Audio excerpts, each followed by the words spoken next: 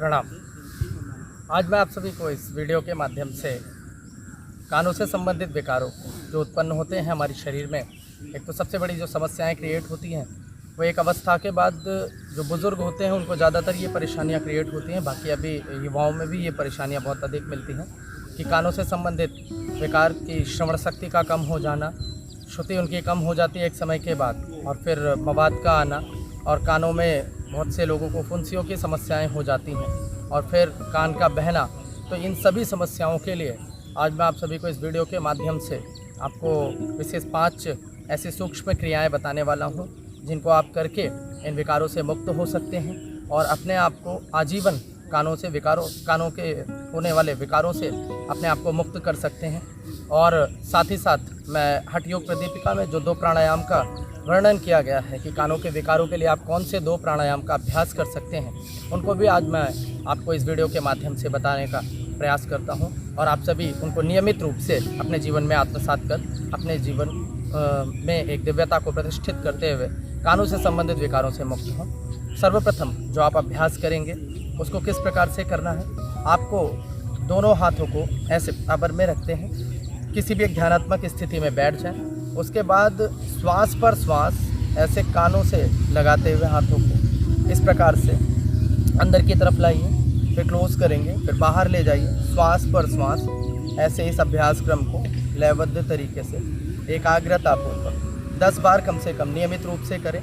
फिर जब अंदर आएंगे तो शुरुआत में टप टप की आवाज़ें आती हैं जब बाहर की तरफ ओपन करेंगे, और फिर धीरे धीरे थोड़ी सी 10-20 बार के बाद जब आप इस अभ्यास को करेंगे तो टन टन की फिर आवाज़ें आना शुरू हो जाती हैं। इस प्रकार से आप इस अभ्यास को ज़रूर करें, ये बहुत ही लाभकारी और बहुत ही अच्छा रहेगा आपके कानों से संबंधित विकारों के लिए। दूसरी क्रिया जो है आप उसको किस प्रकार से करेंगे, अपने थम्स को, 5 फिंगर्स को आपस में इस प्रकार से लॉक कर लेंगे। अब श्वास पर श्वास इस प्रकार से आप सभी नाक को इस प्रकार से प्रेस करिए, फिर मुंह से लंबी गहरी श्वास को भरेंगे, डीप ब्रीथिंग करिए। अब यहीं से मुंह को बंद रखेंगे, फिर ठुड्डी को कटकुप से लगाइए, चित से लगाएंगे, जालेदर बंद जिसे बोलते हैं। पूरे गाल को फुलाइए। अब धीरे धीरे पुनः फिर से वापस आइए। अब श्वास को नाक से ही इस प्रकार से बाहर कर देंगे। पूरी क्रिया को एक बार पुनः फिर से समझ लें। इससे हमारे कानों में ब्लड सर्कुलेशन जो होती है वो अच्छी हो जाती है, और यहाँ से भी कानों से संबंधित विकारों में बहुत ही लाभकारी ये अभ्यासक्रम है। किस प्रकार से करेंगे पुनः एक बार फिर से समझेंगे। जब भी श्वास को भरेंगे तो मुख से ही सांस को भरेंगे। इस प्रकार से आप थम्स को आपस में इन सारे फिंगर्स को ऐसे लॉक कर लीजिए। अब यहीं से इस प्रकार से आप नॉस्ट्रल्स को प्रेस करेंगे, मुख को बंद रखिए। अब मुंह को ओपन करेंगे, लंबी गहरी श्वास को भरिए मुंह से। अब ठुड्डी को कटकुप से लगाएंगे, जालंधर बंद, फिर पूरे मुंह को फुलाइए और कान पर थोड़ा प्रेशर देंगे।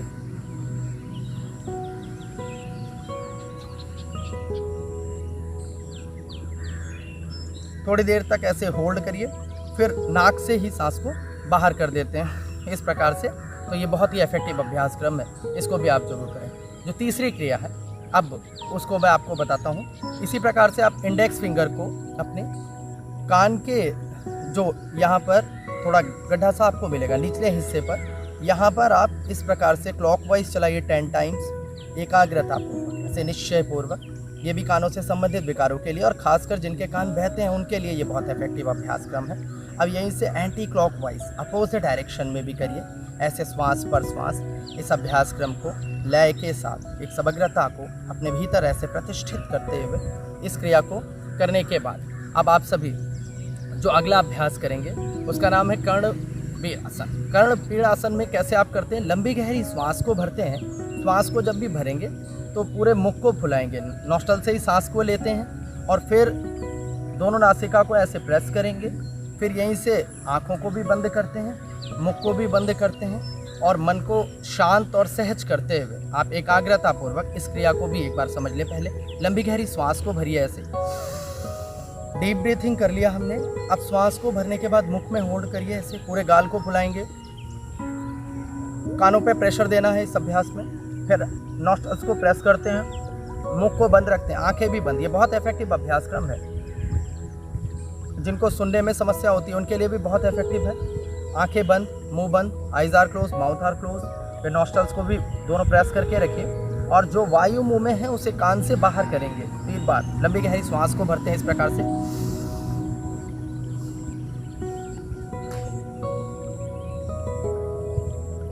दोनों नासिका को दबाइए और खूब जोर से प्रेस करिए, पूरी ताकत लगाएंगे तो फिर आपको महसूस होगा कि जैसे दोनों कानों से कुछ विकार हमारे मुक्त हो रहे हैं और एक पॉजिटिविटी आप अनुभव करेंगे। इस अभ्यास को करते ही तुरंत आप एक्सपीरियंस करेंगे कर्ण आसन में। ये बहुत ही इफेक्टिव अभ्यास क्रम है। एक बार फिर से डीप ब्रीथिंग करेंगे आप सभी। ऐसे लंबी गहरी श्वास को भरते हैं, मुख में होल्ड करिए, आंखें बंद हो, मुंह बंद, नॉस्ट्रल्स को प्रेस करिए। अब लंबी गहरी श्वास को लेने के बाद फिर कान से यहीं से प्रेस करेंगे, बाहर करेंगे श्वास को। भाव करिए, वो बाहर नहीं होगा, आप केवल भाव करेंगे और जोर से प्रेशर डालेंगे तो जैसे आपको महसूस होगा कि हमारे कानों में जो भी विकार थे, जो भी नकारात्मक शक्तियाँ थी, वो विकार जो होते हैं वो मुक्त हो जाते हैं इस अभ्यास को करने से। अगली क्रिया मैं अब आपको 5वीं क्रिया, जो आपको अंतिम सूक्ष्म क्रियाओं में ये जो 5वीं क्रिया बताने जा रहा हूँ, इसमें आप नीचे की तरफ इस प्रकार से प्रेस करिए 10 टाइम्स कानों को, ऐसे श्वास पर श्वास। ये भी बहुत इफेक्टिव अभ्यास क्रम है। इसमें कानों का सूक्ष्म व्यायाम भी हो जाता है अच्छा, और कानों की समस्त सेल्स के लिए बहुत इफेक्टिव अभ्यास क्रम होता है। अब यहीं से फिर ऊपर की तरफ भी ऐसे श्वास पर श्वास। इस अभ्यास क्रम को भी ऐसे समाग्रहित होते हुए पूर्ण विश्वास पूर्वक एक अनुष्ठान की तरीके से ऐसे समर्पण पूर्वक इस अभ्यास को भी करेंगे 10 टाइम्स। फिर से ऐसे नीचे से करिए, पुनः यहीं से फिर से ऊपर की तरफ ऐसे धीरे धीरे श्वास पर श्वास। इस अभ्यास को भी आप नियमित रूप से जरूर करने का प्रयास करें कि 10 टाइम्स नीचे की तरफ, फिर 10 टाइम्स ऊपर की तरफ। ये भी बहुत लाभकारी अभ्यास क्रम रहेगा। मैंने जो ये 5 क्रियाएं बताई हैं, ये 5 सूक्ष्म व्यायाम आप अवश्य करें। और शुरुआत से मैंने आपको सारे अभ्यास क्रम इसमें बताएं। अब मैं आपको हठ योग में जो 2 प्राणायाम का वर्णन किया जा रहा है कानों के समस्त रोगों के लिए, ये भी बहुत लाभकारी हैं। पहला जो प्राणायाम है उसका नाम है भ्रामरी प्राणायाम। दूसरा जो प्राणायाम है उसका नाम है उद्गीत प्राणायाम। भ्रामरी प्राणायाम हम क्यों करते हैं? भ्रामरी प्राणायाम हमारे कानों के विकारों से तो हमें मुक्त करता ही करता है, फिर जो हमारी मेंटल हेल्थ है उसको भी अच्छा करता है। और उसके साथ ही साथ जिनको स्ट्रेस, एंजाइटी, डिप्रेशन, और जो बच्चे पढ़ रहे हैं उनकी मेमोरी और IQ को भी वो इंक्रीज़ करता है, वो उनके लिए भी बहुत ही लाभकारी अभ्यास क्रम है। तो भ्रामरी प्राणायाम को 2 तरीके से करते हैं। जो कानों से संबंधित जिनको भी विकार है वो इस प्रकार से इंडेक्स फिंगर को कानों के अंदर डालेंगे और फिर आंखें बंद करते हैं, मुख को बंद करते हैं, नाक से ही सांस को लेते हैं और मुंह को बंद रखते हुए ही नाक से ही सांस को बाहर करते हुए हौरों की तरीके से ओमकार का गुंजन करते हैं भ्रामरी प्राणायाम में। इस प्रकार से श्वास को भरिए। अब मुख को बंद रखेंगे, नाक से ही सांस को भरते हैं और फिर ओम की चैंटिंग करते हुए भ्रामरी प्राणायाम हौरों की तरीके से गुंजन करते हुए 3 बार इस अभ्यास को करेंगे।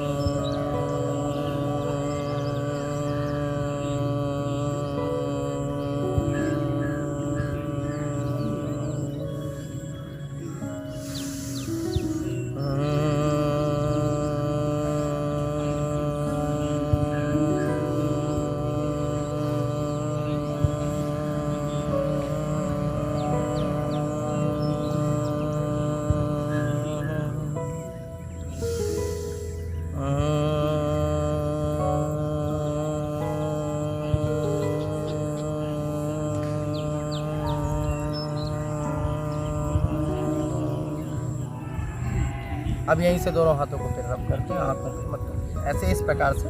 अभी मैंने इस अभ्यास में 3 बार आपको बताया। जिनको ये कानों से संबंधित कोई भी विकार है तो वो कम से कम इस अभ्यास को 21 बार करने का प्रयास करें तो उनको विशेष लाभ होगा। दूसरी भ्रामरी की जो क्रिया मैं आपको इसमें बताने वाला हूँ, हठ योग में दोनों प्रकार से इसका वर्णन किया गया है, तो मैं दूसरी जो क्रिया आपको बता रहा हूँ इसमें श्रवणमुखी मुद्रा के साथ जब हम इस अभ्यास को करते हैं तो ये अभ्यासक्रम और भी इफेक्टिव और अच्छा हो जाता है। इस प्रकार से कान के अंदर ऐसे अंगूठों को डालते हैं, सेम वही प्रोसेस है, बस अब इसमें कान के अंदर अंगूठों को डालते हैं, कोई भी बाहर की ध्वनि ना सुनाई दे। ये भी हमारे मस्तिष्क के लिए कानों से संबंधित समस्त विकारों के लिए बहुत ही लाभकारी अभ्यास है। अब इसमें इंडेक्स फिंगर को आप आईब्रो के ऊपर रखते हैं, यहाँ पे मस्तिष्क पे, और फिर हमारी जो मिडिल फिंगर है, मध्यमा उंगली, उसको आप इस प्रकार से अपने आँखों के नीचे रखते हैं, आंखें बंद करते हैं, और जो हमारी रिंग फिंगर है उसको नाक के पिछले पॉइंट पे रखते हैं, और जो लिप्स के नीचे हम अपने लिटिल फिंगर को रखते हैं। अब श्वास को भरते हैं, डीप ब्रीथिंग करते हैं। इस प्रकार से श्रवणमुखी मुद्रा के साथ इस अभ्यास को करेंगे 3 बार। मुख को बंद रखते हुए, नाक से ही सांस को बाहर करते हुए भौरों की तरीके से गुंजन करेंगे।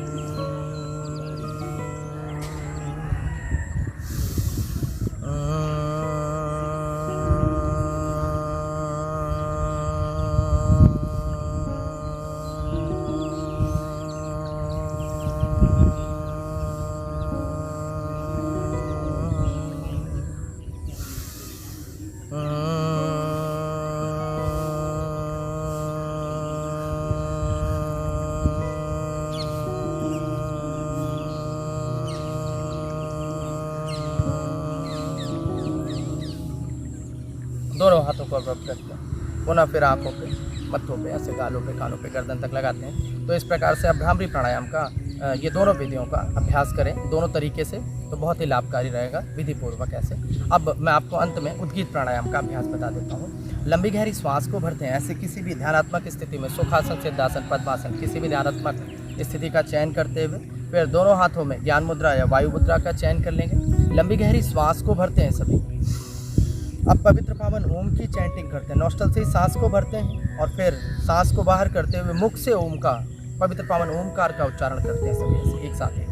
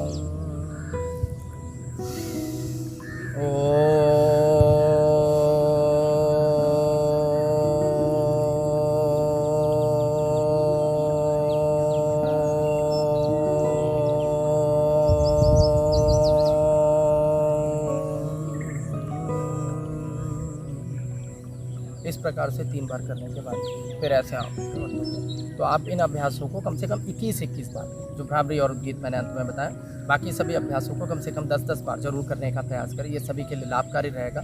मैंने जो शुरुआत में भी 5 अभ्यास बताए हैं उनको पुनः फिर से मैं आपको दोहरा देता हूँ। बहुत सहजतापूर्वक आप जो पहली सूक्ष्म क्रिया करेंगे उसको इस प्रकार से भी आप 10 टाइम्स ऐसे श्वास पर श्वास इस अभ्यास को करेंगे, और जब 10 से 20 बार कर लेंगे, या इस प्रकार से भी आप इस अभ्यास को कर सकते हो। तो पहले थोड़ा से टप टप की आवाज़ें आती हैं, फिर 10-20 बार के बाद थोड़ी टन टन की आवाज़ें आना शुरू हो जाती हैं। पहली क्रिया ये आप कर लेंगे। दूसरी क्रिया ऐसे थम्स को, इंडेक्स फिंगर को, मिडिल फिंगर, रिंग फिंगर और लिटिल फिंगर को, इनको आपस में ऐसे ज्वाइंट कर लेंगे।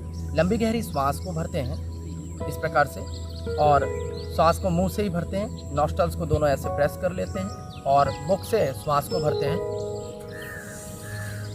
और फिर ऐसे ठोडी को कंठकूप से लगाते हैं, गाल को पूरा फुलाते हैं जालंधर बद्ध के साथ,